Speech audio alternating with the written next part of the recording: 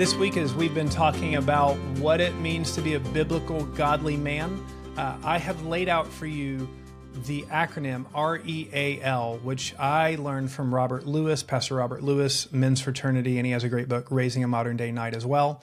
But before we review that and have the final principle for today, each day I've also shared with you what it took to become a man in various cultures around the world.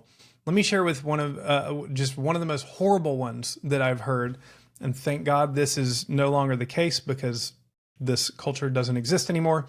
But you maybe have heard of the Spartans. The movie 300 was a pretty horrible rendition of what the Spartan warriors were like. But the Cryptia, as a part of the agage, which was Spartan training, a young Spartan would participate in the Cryptia. I know I'm saying that wrong, but they're not around to correct it.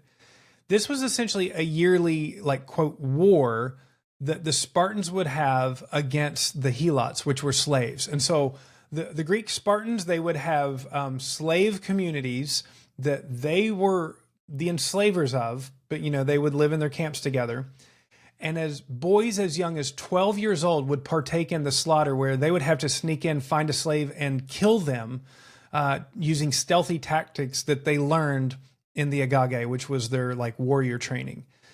So imagine this. In order in the Spartan culture to become a man, you had to participate in a fake war that involved the real murder of somebody. And sadly, this is what showed that you had what it takes to be a man in this culture. Now, that just tells you a lot about the values of a culture that would do that. Thank God that we don't live in that culture now, but our culture has a lot of messed up values. And what I see oftentimes is the values of men in our culture are to use their strength to get what they want. It's to shift blame onto other people. It's to stand back and just live my life for recreation and pleasure instead of discipline and work and to make things around me better. We talked this week about REAL. A real man rejects passivity. A real man expects God's greater reward. A real man accepts responsibility. And a real man leads courageously.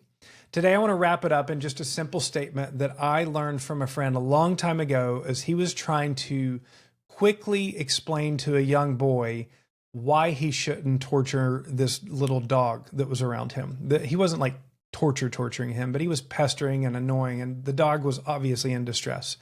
And my friend said to this little boy who was 4 years old, 5 years old, he said, "Hey, you're a man. That means that God made you strong to take care of others." And I thought, man, this is the most profoundly helpful definition of manhood. And this is what I've used with my boys since they were very little. Hey, you're a man. You might be a little man, but you're a man. God made you strong to take care of others. And we want to recognize for every young man, every boy, every young man, God has given them a measure of strength. Now, some are physically burly and strong. Some are not as big and physically intimidating, but they are strong with their words or with their academics. Some are strong with their resources because they just were blessed to grow up in a family that had quite a bit. Some are strong with their talents and abilities or their ability to harness people together. You've had those people that just are natural born leaders. If you're a man, you've been given a strength, and the purpose of your strength is to take care of others. And in doing so, you model Jesus. And when you use your strength to get what you want instead, you're modeling the devil. You're acting like a little boy. Boys use their strength to get what they want. You think of the number of assaults that are done on young ladies. What is that? That is wicked boys who are often of big age using their strength to violate ladies. And a real man, a godly man, will always use their strength to take care of people. We talked this week about how God's word says, Romans 14:12, so each of us will give an account of himself to God.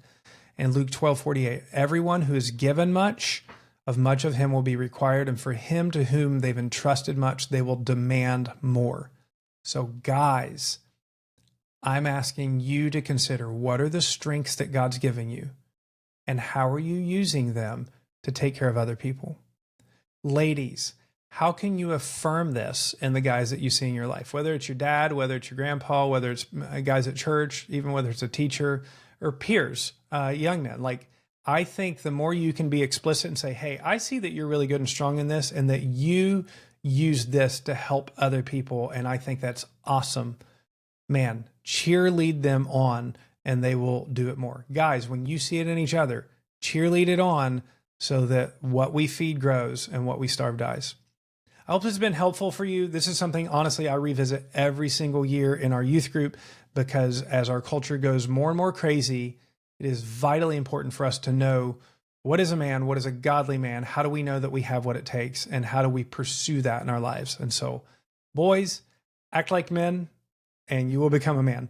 And if you are exhibiting these character qualities, you know you have what it takes to be a blessing and a help and a godly man in this world. So, great week. I hope you have a great weekend. Next week, we're going to talk about what it looks like to be a godly woman. That'll be important for guys and girls to hear. So come back and we'll talk soon.